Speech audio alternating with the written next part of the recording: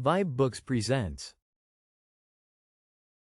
The Vampyre, a tale by John William Polidori. The Vampyre. It happened that in the midst of the dissipations attendant upon a London winter, there appeared at the various parties of the leaders of the ton a nobleman, more remarkable for his singularities than his rank. He gazed upon the mirth around him, as if he could not participate therein. Apparently, the light laughter of the fair only attracted his attention, that he might by a look quell it, and throw fear into those breasts where thoughtlessness reigned. Those who felt this sensation of awe, could not explain whence it arose. Some attributed it to the dead grey eye, which, fixing upon the object's face, did not seem to penetrate, and at one glance to pierce through to the inward workings of the heart, but fell upon the cheek with a leaden ray that weighed upon the skin it could not pass. His peculiarities caused him to be invited to every house. All wished to see him, and those who had been accustomed to violent excitement, and now felt the weight of ennui, were pleased at having something in their presence capable of engaging their attention. In spite of the deadly hue of his face, which never gained a warmer tint, either from the blush of modesty or from the strong emotion of passion, though its form and outline were beautiful, many of the female hunters after notoriety attempted to win his attentions, and gain, at least, some marks of what they might term affection. Lady Mercer, who had been the mockery of every monster shown in drawing-rooms since her marriage, threw herself in his way, and did all but put on the dress of a mountebank to attract his notice, though in vain, when she stood before him. Though his eyes were apparently fixed upon hers, still it seemed as if they were unperceived. Even her unappalled impudence was baffled, and she left the field. But though the common adulteress could not influence even the guidance of his eyes, it was not that the female sex was indifferent to him. Yet such was the apparent caution with which he spoke to the virtuous wife and innocent daughter, that few knew he ever addressed himself to females. He had, however, the reputation of a winning tongue. And whether it was that it even overcame the dread of his singular character, or that they were moved by his apparent hatred of vice, he was as often among those females who form the boast of their sex from their domestic virtues, as among those who sully it by their vices. About the same time, there came to London a young gentleman of the name of Aubrey. He was an orphan left with an only sister in the possession of great wealth, by parents who died while he was yet in childhood. Left also to himself by guardians, who thought it their duty merely to take care of his fortune, while they relinquished the more important charge of his mind to the care of mercenary subalterns. He cultivated more his imagination than his judgment. He had, hence, that high romantic feeling of honor and candor, which daily ruins so many milliners' apprentices. He believed all to sympathize with virtue, and thought that vice was thrown in by Providence merely for the picturesque effect of the scene. As we see in romances, he thought that the misery of a cottage merely consisted in the vesting of clothes, which were as warm, but which were better adapted to the painter's eye by their irregular folds and various colored patches. He thought, in fine, that the dreams of poets were the realities of life. He was handsome, frank, and rich, for these reasons. Upon his entering into the gay circles, many mothers surrounded him, striving which should describe with least truth their languishing or romping favorites, the daughters at the same time, by their brightening countenances when he approached, and by their sparkling eyes when he opened his lips, soon led him into false notions of his talents and his merit. Attached as he was to the romance of his solitary hours, he was startled at finding that, except in the tallow and wax candles that flickered, not from the presence of a ghost, but from want of snuffing, there was no foundation in real life for any of that congeries of pleasing pictures and descriptions contained in those volumes, from which he had formed his study. Finding, however, some compensation in his gratified vanity, he was about to relinquish his dreams, when the extraordinary being we have above described, crossed him in his career. He watched him, and the very impossibility of forming an idea of the character of a man entirely absorbed in himself, who gave few other signs of his observation of external objects than the tacit assent to their existence, implied by the avoidance of their contact, allowing his imagination to picture everything that flattered its propensity to extravagant ideas. He soon formed this object into the hero of a romance, and determined to observe the offspring of his fancy, rather than the person before him. He became acquainted with him, paid him attentions, and so far advanced upon his notice, that his presence was always recognized. He gradually learnt that Lord Ruthven's affairs were embarrassed, and soon found, from the notes of preparation in street, that he was about to travel. Desirous of gaining some information respecting this singular character, who, till now, had only whetted his curiosity, he hinted to his guardians that it was time for him to perform the tour, which for many generations has been thought necessary to enable the young to take some rapid steps in the career of vice towards putting themselves upon an equality with the aged, and not allowing them to appear as if fallen from the skies.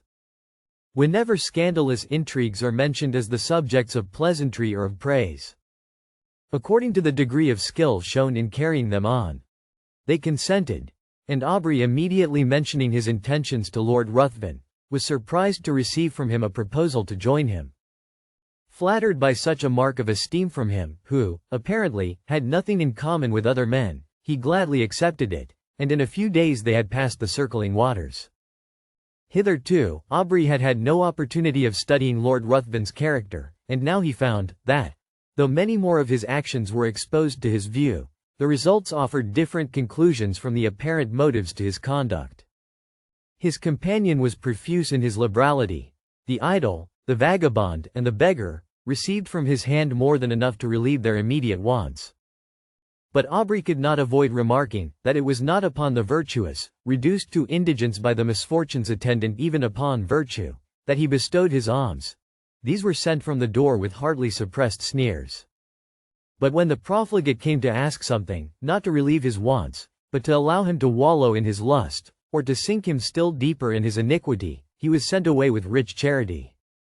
This was, however, attributed by him to the greater importunity of the vicious, which generally prevails over the retiring bashfulness of the virtuous indigent. There was one circumstance about the charity of his lordship, which was still more impressed upon his mind. All those upon whom it was bestowed, inevitably found that there was a curse upon it, for they were all either led to the scaffold, or sunk to the lowest and the most abject misery. At Brussels and other towns through which they passed, Aubrey was surprised at the apparent eagerness with which his companion sought for the centers of all fashionable vice. There he entered into all the spirit of the faro table.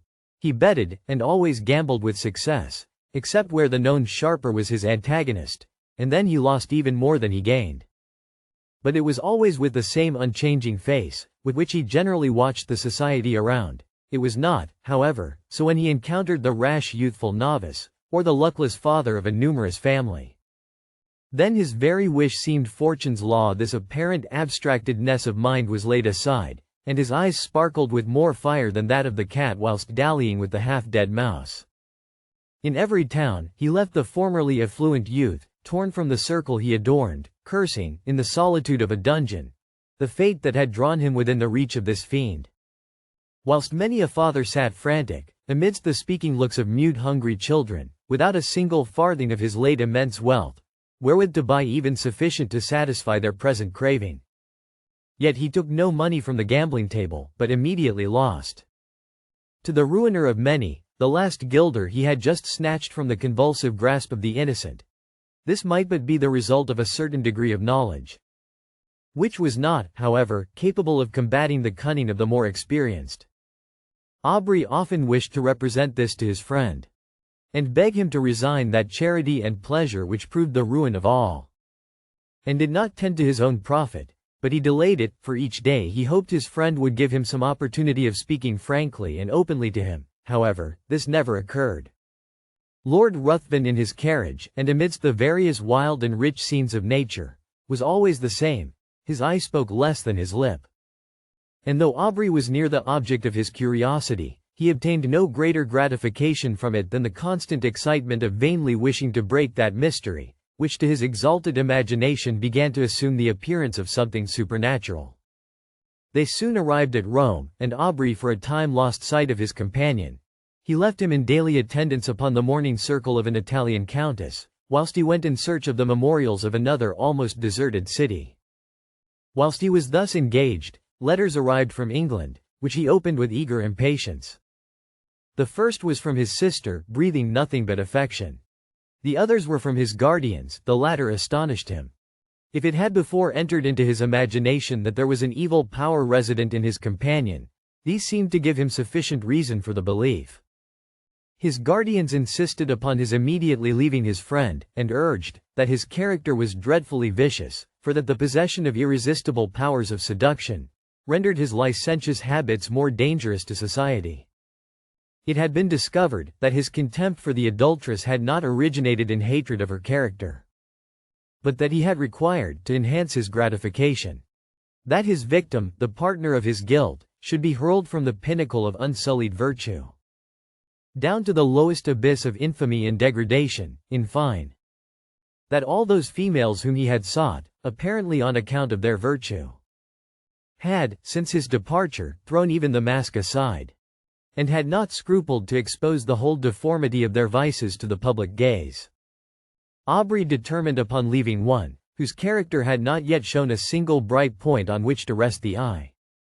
He resolved to invent some plausible pretext for abandoning him altogether, purposing, in the meanwhile, to watch him more closely, and to let no slight circumstances pass by unnoticed.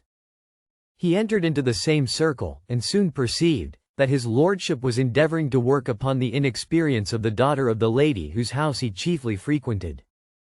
In Italy, it is seldom that an unmarried female is met with in society. He was therefore obliged to carry on his plans in secret.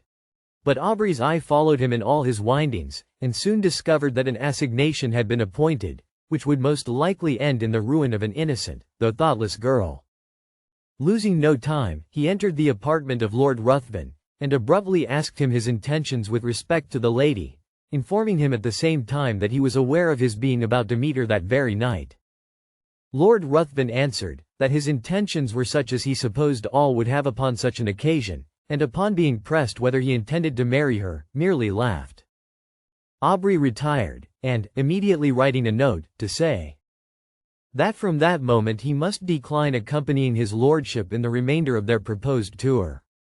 He ordered his servant to seek other apartments, and calling upon the mother of the lady, informed her of all he knew, not only with regard to her daughter, but also concerning the character of his lordship. The assignation was prevented. Lord Ruthven next day merely sent his servant to notify his complete assent to a separation, but did not hint any suspicion of his plans having been foiled by Aubrey's interposition. Having left Rome, Aubrey directed his steps towards Greece, and crossing the peninsula, soon found himself at Athens. He then fixed his residence in the house of a Greek, and soon occupied himself in tracing the faded records of ancient glory upon monuments that apparently, ashamed of chronicling the deeds of freemen only before slaves, had hidden themselves beneath the sheltering soil or many-colored lichen. Under the same roof as himself, existed a being, so beautiful and delicate, that she might have formed the model for a painter wishing to portray on canvas the promised hope of the faithful in Muhammad's paradise. Save that her eyes spoke too much mind for anyone to think she could belong to those who had no souls. As she danced upon the plain, or tripped along the mountain side, one would have thought the gazelle a poor type of her beauties, for who would have exchanged her eye, apparently the eye of animated nature, for that sleepy luxurious look of the animal suited but to the taste of an epicure? The light step of Ianthe often accompanied Aubrey in his search after antiquities. And often would the unconscious girl, engaged in the pursuit of a cashmere butterfly, show the whole beauty of her form, floating as it were upon the wind, to the eager gaze of him, who forgot the letters he had just deciphered upon an almost effaced tablet. In the contemplation of her sylph-like figure, often would her tresses falling, as she flitted around, exhibit in the sun's ray such delicately brilliant and swiftly fading hues. It might well excuse the forgetfulness of the antiquary, who let escape from his mind the very object he had before thought of vital importance to the proper interpretation of a passage in Pausanias. But why attempt to describe charms which all feel, but none can appreciate? It was innocence, youth, and beauty, unaffected by crowded drawing rooms and stifling balls. Whilst he drew those remains of which he wished to preserve a memorial for his future hours, she would stand by, and watch the magic effects of his pencil, in tracing the scenes of her native place. She would then describe to him the circling dance upon the open plain, would paint to him in all the glowing colors of youthful memory the marriage pomp she remembered viewing in her infancy. And then, turning to subjects that had evidently made a greater impression upon her mind, would tell him all the supernatural tales of her nurse. Her earnestness and apparent belief of what she narrated excited the interest even of Aubrey. And often as she told him the tale of the living vampire, who had passed years amidst his friends and dearest ties, forced every year, by feeding upon the life of a lovely female to prolong his existence for the ensuing months, his blood would run cold, whilst he attempted to laugh her out of such idle and horrible fantasies. But Ianthe cited to him the names of old men, who had at last detected one living among themselves, after several of their near relatives and children had been found marked with the stamp of the fiend's appetite. And when she found him so incredulous, she begged of him to believe her, for it had been remarked that those who had dared to question their existence always had some proof given, which obliged them, with grief and heartbreaking, to confess it was true. She detailed to him the traditional appearance of these monsters, and his horror was increased by hearing a pretty accurate description of Lord Ruthven. He, however, still persisted in persuading her that there could be no truth in her fears, though at the same time he wondered at the many coincidences which had all tended to excite a belief in the supernatural power of Lord Ruthven. Aubrey began to attach himself more and more to Ianthe. Her innocence, so contrasted with all the affected virtues of the women among whom he had sought for his vision of romance, won his heart. And while he ridiculed the idea of a young man of English habits marrying an uneducated Greek girl, still he found himself more and more attached to the almost fairy form before him. He would tear himself at times from her, and, forming a plan for some antiquarian research, he would depart, determined not to return until his object was attained. But he always found it impossible to fix his attention upon the ruins around him, whilst in his mind he retained an image that seemed alone the rightful possessor of his thoughts. Ianthe was unconscious of his love, and was ever the same frank infantile being he had first known. She always seemed to part from him with reluctance, but it was because she had no longer anyone with whom she could visit her favorite haunts, whilst her guardian was occupied in sketching or uncovering some fragment which had yet escaped the destructive hand of time. She had appealed to her parents on the subject of vampires, and they both, with several present, affirmed their existence, pale with horror at the very name. Soon after, Aubrey determined to proceed upon one of his excursions, which was to detain him for a few hours. When they heard the name of the place, they all at once begged of him not to return at night, as he must necessarily pass through a wood, where no Greek would ever remain, after the day had closed, upon any consideration. They described it as the resort of the vampires in their nocturnal orgies, and denounced the most heavy evils as impending upon him who dared to cross their path. Aubrey made light of their representations, and tried to laugh them out of the idea. But when he saw them shudder at his daring thus to mock a superior, infernal power, the very name of which apparently made their blood freeze, he was silent. Next morning Aubrey set off upon his excursion unattended. He was surprised to observe the melancholy face of his host, and was concerned to find that his words, mocking the belief of those horrible fiends, had inspired them with such terror. When he was about to depart, Ianthe came to the side of his horse, and earnestly begged of him to return. Ere night allowed the power of these beings to be put in action, he promised. He was, however, so occupied in his research, that he did not perceive that daylight would soon end, and that in the horizon there was one of those specks which, in the warmer climates, so rapidly gather into a tremendous mass, and pour all their rage upon the devoted country. He at last, however, mounted his horse, determined to make up by speed for his delay, but it was too late. Twilight, in these southern climates, is almost unknown. Immediately the sun sets, night begins, and ere he had advanced far, the power of the storm was above, its echoing thunders had scarcely an interval of rest, its thick heavy rain forced its way through the canopying foliage, whilst the blue forked lightning seemed to fall and radiate at his very feet. Suddenly his horse took fright, and he was carried with dreadful rapidity through the entangled forest. The animal at last, through fatigue, stopped, and he found, by the glare of lightning, that he was in the neighborhood of a hovel that hardly lifted itself up from the masses of dead leaves and brushwood which surrounded it. Dismounting, he approached, hoping to find someone to guide him to the town, or at least trusting to obtain shelter from the pelting of the storm. As he approached, the thunders, for a moment silent, allowed him to hear the dreadful shrieks of a woman mingling with the stifled, exultant mockery of a laugh, continued in one almost unbroken sound. He was startled, but roused by the thunder which again rolled over his head. He, with a sudden effort, forced open the door of the hut. He found himself in utter darkness. The sound, however, guided him. He was apparently unperceived, for, though he called, still the sounds continued, and no notice was taken of him. He found himself in contact with someone, whom he immediately seized. When a voice cried, again baffled, to which a loud laugh succeeded, and he felt himself grappled by one whose strength seemed superhuman. Determined to sell his life as dearly as he could, he struggled. But it was in vain. He was lifted from his feet and hurled with enormous force against the ground. His enemy threw himself upon him, and kneeling upon his breast, had placed his hands upon his throat, when the glare of many torches penetrating through the hole that gave light in the day disturbed him. He instantly rose, and, leaving his prey, rushed through the door, and in a moment the crashing of the branches, as he broke through the wood, was no longer heard.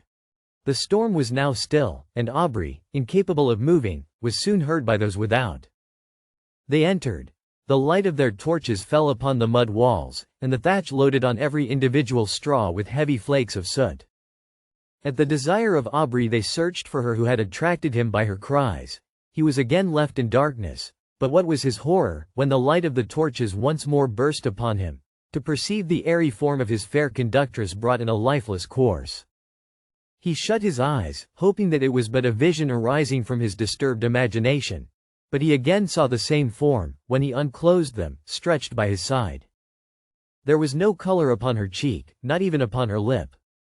Yet there was a stillness about her face that seemed almost as attaching as the life that once dwelt there. Upon her neck and breast was blood, and upon her throat were the marks of teeth having opened the vein. To this the men pointed, crying, simultaneously struck with horror, "A vampire! A vampire!"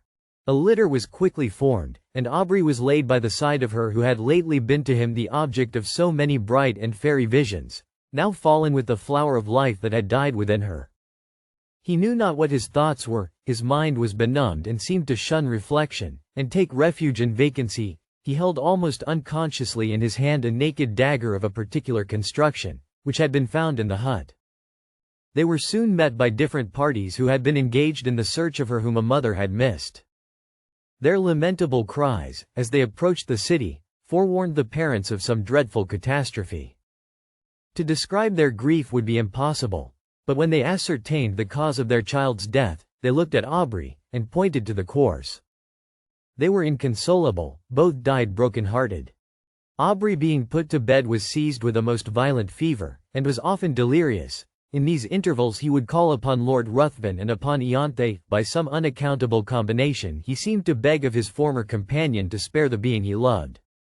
At other times he would imprecate maledictions upon his head, and curse him as her destroyer. Lord Ruthven chanced at this time to arrive at Athens, and, from whatever motive, upon hearing of the state of Aubrey, immediately placed himself in the same house, and became his constant attendant.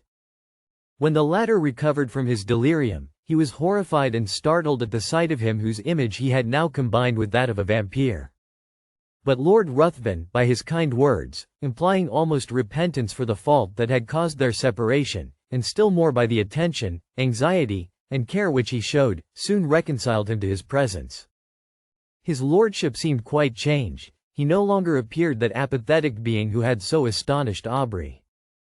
But as soon as his convalescence began to be rapid, he again gradually retired into the same state of mind. And Aubrey perceived no difference from the former man, except that at times he was surprised to meet his gaze fixed intently upon him, with a smile of malicious exultation playing upon his lips. He knew not why, but this smile haunted him. During the last stage of the invalid's recovery, Lord Ruthven was apparently engaged in watching the tideless waves raised by the cooling breeze, or in marking the progress of those orbs, circling, like our world, the moveless sun. Indeed, he appeared to wish to avoid the eyes of all. Aubrey's mind, by this shock, was much weakened, and that elasticity of spirit which had once so distinguished him now seemed to have fled forever. He was now as much a lover of solitude and silence as Lord Ruthven. But much as he wished for solitude, his mind could not find it in the neighborhood of Athens. If he sought it amidst the ruins he had formerly frequented, Ianthe's form stood by his side; if he sought it in the woods, her light step would appear wandering amidst the underwood, in quest of the modest violet. Then suddenly turning round, would show, to his wild imagination, her pale face and wounded throat, with a meek smile upon her lips. He determined to fly scenes, every feature of which created such bitter associations in his mind. He proposed to Lord Ruthven, to whom he held himself bound by the tender care he had taken of him during his illness, that they should visit those parts of Greece neither had yet seen. They travelled in every direction, and sought every spot to which a recollection could be attached. But though they thus hastened from place to place, yet they seemed not to heed what they gazed upon. They heard much of robbers, but they gradually began to slight these reports, which they imagined were only the invention of individuals, whose interest it was to excite the generosity of those whom they defended from pretended dangers. In consequence of thus neglecting the advice of the inhabitants, on one occasion they traveled with only a few guards, more to serve as guides than as a defense. Upon entering, however, a narrow defile, at the bottom of which was the bed of a torrent, with large masses of rock brought down from the neighboring precipices, they had reason to repent their negligence. For scarcely were the whole of the party engaged in the narrow pass, when they were startled by the whistling of bullets close to their heads, and by the echoed report of several guns. In an instant their guards had left them, and placing themselves behind rocks, had begun to fire in the direction whence the report came. Lord Ruthven and Aubrey, imitating their example, retired for a moment behind the sheltering turn of the defile, but ashamed of being thus detained by a foe, who with insulting shouts bade them advance, and being exposed to unresisting slaughter, if any of the robbers should climb above and take them in the rear. They determined at once to rush forward in search of the enemy. Hardly had they lost the shelter of the rock, when Lord Ruthven received a shot in the shoulder, which brought him to the ground. Aubrey hastened to his assistance, and, no longer heeding the contest or his own peril, was soon surprised by seeing the robbers' faces around him, his guards having, upon Lord Ruthven's being wounded, immediately thrown up their arms and surrendered. By promises of great reward, Aubrey soon induced them to convey his wounded friend to a neighboring cabin. And having agreed upon a ransom, he was no more disturbed by their presence, they being content merely to guard the entrance till their comrade should return with the promised sum, for which he had an order. Lord Ruthven's strength rapidly decreased, in 2 days mortification ensued, and death seemed advancing with hasty steps. His conduct and appearance had not changed, he seemed as unconscious of pain as he had been of the objects about him, but towards the close of the last evening, his mind became apparently uneasy, and his eye often fixed upon Aubrey, who was induced to offer his assistance with more than usual earnestness. "Assist me. You may save me, you may do more than that, I mean not my life, I heed the death of my existence as little as that of the passing day. But you may save my honor, your friend's honor. How? Tell me how?" "I would do anything," replied Aubrey. "I need but little, my life ebbs apace, I cannot explain the whole, but if you would conceal all you know of me, my honor were free from stain in the world's mouth, and if my death were unknown for some time in England, but life, it shall not be known. Swear," cried the dying man, raising himself with exultant violence, "swear by all your soul reveres, by all your nature fears, swear that, for a year and a day you will not impart your knowledge of my crimes or death to any living being in any way. Whatever may happen, or whatever you may see." His eyes seemed bursting from their sockets. "I swear," said Aubrey. He sunk laughing upon his pillow, and breathed no more. Aubrey retired to rest, but did not sleep. The many circumstances attending his acquaintance with this man rose upon his mind, and he knew not why. When he remembered his oath a cold shivering came over him, as if from the presentiment of something horrible awaiting him.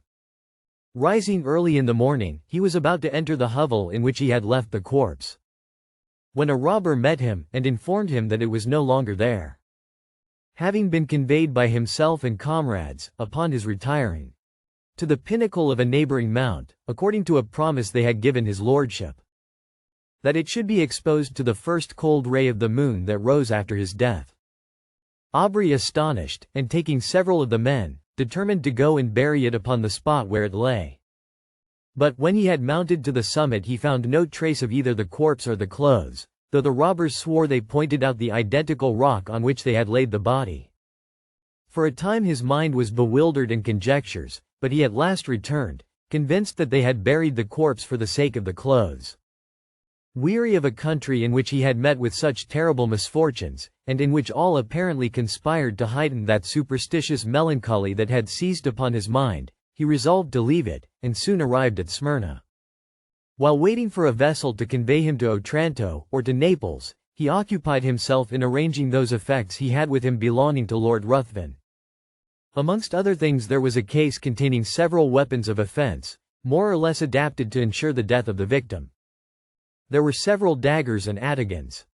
Whilst turning them over, and examining their curious forms, what was his surprise at finding a sheath apparently ornamented in the same style as the dagger discovered in the fatal hut. He shuddered, hastening to gain further proof. He found the weapon, and his horror may be imagined when he discovered that it fitted. Though peculiarly shaped, the sheath he held in his hand. His eyes seemed to need no further certainty, they seemed gazing to be bound to the dagger. Yet still he wished to disbelieve. But the particular form, the same varying tints upon the haft and sheath were alike in splendor on both, and left no room for doubt. There were also drops of blood on each. He left Smyrna, and on his way home, at Rome, his first inquiries were concerning the lady he had attempted to snatch from Lord Ruthven's seductive arts. Her parents were in distress, their fortune ruined, and she had not been heard of since the departure of his lordship. Aubrey's mind became almost broken under so many repeated horrors. He was afraid that this lady had fallen a victim to the destroyer of Ianthe. He became morose and silent, and his only occupation consisted in urging the speed of the postilions, as if he were going to save the life of someone he held dear. He arrived at Calais. A breeze, which seemed obedient to his will, soon wafted him to the English shores, and he hastened to the mansion of his fathers, and there, for a moment, appeared to lose, in the embraces and caresses of his sister, all memory of the past. If she before, by her infantine caresses, had gained his affection, now that the woman began to appear, she was still more attaching as a companion. Miss Aubrey had not that winning grace which gains the gaze and applause of the drawing-room assemblies. There was none of that light brilliancy which only exists in the heated atmosphere of a crowded apartment. Her blue eye was never lit up by the levity of the mind beneath. There was a melancholy charm about it which did not seem to arise from misfortune, but from some feeling within, that appeared to indicate a soul conscious of a brighter realm. Her step was not that light footing, which strays where'er a butterfly or a color may attract, it was sedate and pensive. When alone, her face was never brightened by the smile of joy. But when her brother breathed to her his affection, and would in her presence forget those griefs she knew destroyed his rest, who would have exchanged her smile for that of the voluptuary? It seemed as if those eyes, that face were then playing in the light of their own native sphere. She was yet only 18, and had not been presented to the world, it having been thought by her guardians more fit that her presentation should be delayed until her brother's return from the continent, when he might be her protector. It was now, therefore, resolved that the next drawing-room, which was fast approaching, should be the epoch of her entry into the busy scene. Aubrey would rather have remained in the mansion of his fathers, and fed upon the melancholy which overpowered him. He could not feel interest about the frivolities of fashionable strangers, when his mind had been so torn by the events he had witnessed, but he determined to sacrifice his own comfort to the protection of his sister. They soon arrived in town, and prepared for the next day, which had been announced as a drawing-room. The crowd was excessive, a drawing-room had not been held for a long time, and all who were anxious to bask in the smile of royalty, hastened thither. Aubrey was there with his sister. While he was standing in a corner by himself, heedless of all around him, engaged in the remembrance that the first time he had seen Lord Ruthven was in that very place, he felt himself suddenly seized by the arm, and a voice he recognized too well sounded in his ear, "Remember your oath." He had hardly courage to turn, fearful of seeing a specter that would blast him, when he perceived, at a little distance, the same figure which had attracted his notice on this spot upon his first entry into society.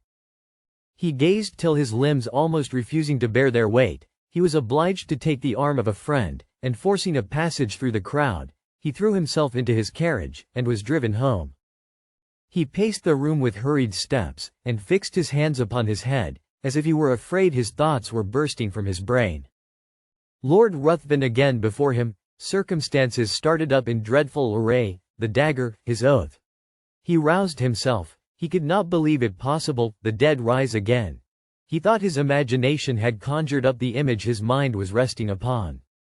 It was impossible that it could be real. He determined, therefore, to go again into society, for though he attempted to ask concerning Lord Ruthven, the name hung upon his lips, and he could not succeed in gaining information. He went a few nights after with his sister to the assembly of a near relation. Leaving her under the protection of a matron, he retired into a recess, and there gave himself up to his own devouring thoughts. Perceiving, at last, that many were leaving, he roused himself, and entering another room, found his sister surrounded by several, apparently in earnest conversation. He attempted to pass and get near her, when one, whom he requested to move, turned round, and revealed to him those features he most abhorred. He sprang forward, seized his sister's arm, and, with hurried step, forced her towards the street. At the door he found himself impeded by the crowd of servants who were waiting for their lords. And while he was engaged in passing them, he again heard that voice whisper close to him, "Remember your oath." He did not dare to turn, but, hurrying his sister, soon reached home. Aubrey became almost distracted. If before his mind had been absorbed by one subject, how much more completely was it engrossed, now that the certainty of the monster's living again pressed upon his thoughts. His sister's attentions were now unheeded, and it was in vain that she entreated him to explain to her what had caused his abrupt conduct. He only uttered a few words, and those terrified her. The more he thought, the more he was bewildered. His oath startled him. Was he then to allow this monster to roam, bearing ruin upon his breath, amidst all he held dear, and not avert its progress? His very sister might have been touched by him. But even if he were to break his oath, and disclose his suspicions, who would believe him? He thought of employing his own hand to free the world from such a wretch. But death, he remembered, had been already mocked. For days he remained in this state. Shut up in his room, he saw no one, and ate only when his sister came, who, with eyes streaming with tears, besought him, for her sake, to support nature. At last, no longer capable of bearing stillness and solitude, he left his house, roamed from street to street, anxious to fly that image which haunted him. His dress became neglected, and he wandered, as often exposed to the noonday sun as to the midnight damps. He was no longer to be recognized. At first he returned with the evening to the house, but at last he laid him down to rest wherever fatigue overtook him. His sister, anxious for his safety, employed people to follow him, but they were soon distanced by him who fled from a pursuer swifter than any, from thought. His conduct, however, suddenly changed. Struck with the idea that he left by his absence the whole of his friends, with a fiend amongst them, of whose presence they were unconscious, he determined to enter again into society, and watch him closely, anxious to forewarn, in spite of his oath, all whom Lord Ruthven approached with intimacy. But when he entered into a room, his haggard and suspicious looks were so striking, his inward shudderings so visible, that his sister was at last obliged to beg of him to abstain from seeking, for her sake, a society which affected him so strongly. When, however, remonstrance proved unavailing, the guardians thought proper to interpose, and, fearing that his mind was becoming alienated, they thought it high time to resume again that trust which had been before imposed upon them by Aubrey's parents. Desirous of saving him from the injuries and sufferings he had daily encountered in his wanderings, and of preventing him from exposing to the general eye those marks of what they considered folly, they engaged a physician to reside in the house, and take constant care of him. He hardly appeared to notice it, so completely was his mind absorbed by one terrible subject. His incoherence became at last so great, that he was confined to his chamber. There he would often lie for days, incapable of being roused. He had become emaciated, his eyes had attained a glassy luster. The only sign of affection and recollection remaining displayed itself upon the entry of his sister. Then he would sometimes start, and, seizing her hands, with looks that severely afflicted her, he would desire her not to touch him. "Oh, do not touch him, if your love for me is aught, do not go near him." When, however, she inquired to whom he referred, his only answer was, "True. True," and again he sank into a state, whence not even she could rouse him.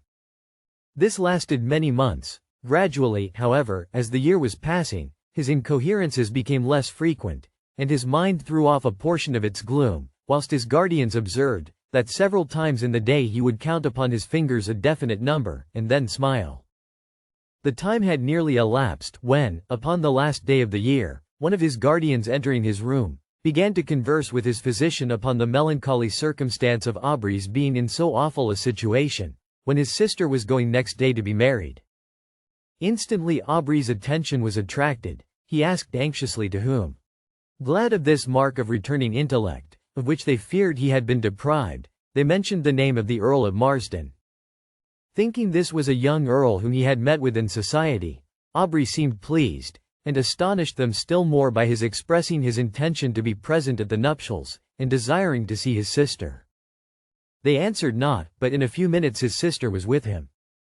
He was apparently again capable of being affected by the influence of her lovely smile, for he pressed her to his breast, and kissed her cheek, wet with tears, flowing at the thought of her brothers being once more alive to the feelings of affection. He began to speak with all his wonted warmth, and to congratulate her upon her marriage with a person so distinguished for rank and every accomplishment. When he suddenly perceived a locket upon her breast. Opening it, what was his surprise at beholding the features of the monster who had so long influenced his life. He seized the portrait in a paroxysm of rage, and trampled it underfoot. Upon her asking him why he thus destroyed the resemblance of her future husband, he looked as if he did not understand her, then seizing her hands, and gazing on her with a frantic expression of countenance, he bade her swear that she would never wed this monster. But he could not advance. It seemed as if that voice again bade him remember his oath. He turned suddenly round, thinking Lord Ruthven was near him but saw no one. In the meantime the guardians and physician, who had heard the whole, and thought this was but a return of his disorder, entered, and forcing him from Miss Aubrey, desired her to leave him. He fell upon his knees to them, he implored, he begged of them to delay but for one day. They, attributing this to the insanity they imagined had taken possession of his mind, endeavored to pacify him, and retired.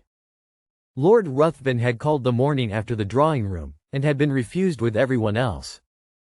When he heard of Aubrey's ill health, he readily understood himself to be the cause of it, but when he learned that he was deemed insane, his exultation and pleasure could hardly be concealed from those among whom he had gained this information. He hastened to the house of his former companion, and, by constant attendance, and the pretense of great affection for the brother and interest in his fate, he gradually won the ear of Miss Aubrey. Who could resist his power? His tongue had dangers and toils to recount, could speak of himself as of an individual having no sympathy with any being on the crowded earth, save with her to whom he addressed himself, could tell how, since he knew her, his existence had begun to seem worthy of preservation. If it were merely that he might listen to her soothing accents, in fine. He knew so well how to use the serpent's art, or such was the will of fate, that he gained her affections. The title of the elder branch falling at length to him, he obtained an important embassy, which served as an excuse for hastening the marriage, in spite of her brother's deranged state, which was to take place the very day before his departure for the continent. Aubrey, when he was left by the physician and his guardians, attempted to bribe the servants, but in vain. He asked for pen and paper, it was given him, he wrote a letter to his sister, conjuring her, as she valued her own happiness, her own honor, and the honor of those now in the grave, who once held her in their arms as their hope and the hope of their house, to delay but for a few hours that marriage, on which he denounced the most heavy curses. The servants promised they would deliver it, but giving it to the physician, he thought it better not to harass any more the mind of Miss Aubrey by, what he considered, the ravings of a maniac. Night passed on without rest to the busy inmates of the house, and Aubrey heard, with a horror that may more easily be conceived than described, the notes of busy preparation. Morning came, and the sound of carriages broke upon his ear.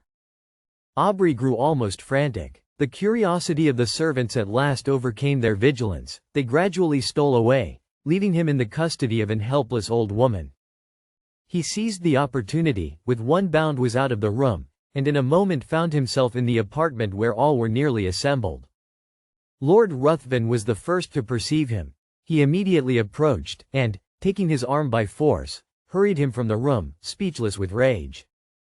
When on the staircase, Lord Ruthven whispered in his ear, "Remember your oath, and know, if not my bride today, your sister is dishonored." Women are frail. So saying, he pushed him towards his attendants, who, roused by the old woman, had come in search of him. Aubrey could no longer support himself. His rage, not finding vent, had broken a blood vessel, and he was conveyed to bed. This was not mentioned to his sister, who was not present when he entered, as the physician was afraid of agitating her. The marriage was solemnized, and the bride and bridegroom left London. Aubrey's weakness increased. The effusion of blood produced symptoms of the near approach of death. He desired his sister's guardians might be called, and when the midnight hour had struck, he related composedly what the reader has perused. He died immediately after. Thank you for tuning in to vibeBooks. We hope you enjoyed this journey. Please consider liking, commenting, and subscribing to our channel. Check out our playlist or explore vibeBooks for more classic stories. Until next time, happy listening.